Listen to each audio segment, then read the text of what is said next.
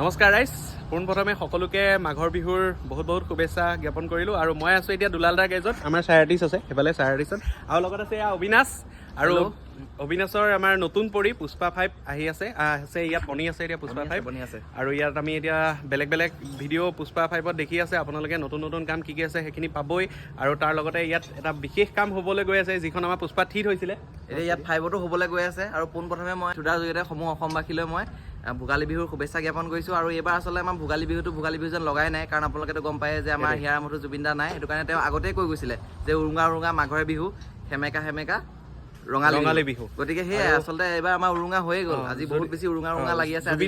জুবিন দা নাই, আৰু সেইটো কাৰণে যিটো আগতে উৎসাহ থাকে বিহু বুলি, সেইটো উৎসাহ নাই, মনত এটা দুখ থাকিব। আৰু যিমান যি হ'লেও জুবিন দাৰ গানেই শুনিম, যেনেকুৱা বিহু হওক আমি জুবিন দাৰ গানেই শুনিম। আৰু গানটো শুনিলেও যেন কিবা এইবাৰ বিহু ফিলটো নাই, যেন অকণমান দুখ এটা লাগি যায়, ক'ৰবাত দুখ এটা লাগি যায়। কিন্তু তথাপিও আমি অসমীয়া বিহু যেতিয়া উদযাপন কৰিবই লাগিব। আৰু অবিনাশৰ গাড়ী মানে পুষ্পা 5তো আমি আমাৰ মৰমৰ জুবিন দাক আঁকিবলৈ গৈ আছোঁ। আৰু সেয়া আপোনালোকে পাই থাকিব, নতুন নতুন ভিডিঅ' আহি থাকিব। ইয়াৰো ভিডিঅ'ত পাব, মোৰ ভিডিঅ'টো পাব, গতিকে চাই থাকিব। বনিবৰ কাৰণে সেইটো যে ৰেডি হৈ গ'ল দেখাই দিয়া এবাৰ।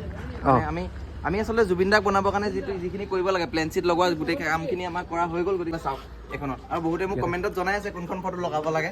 আহি আছে অতি সোনকালে ভিডিঅ' পাব। পুষ্পা 5ৰ নতুন লুক আহি যাব। জয় জুবিন দা। জয় জুবিন দা।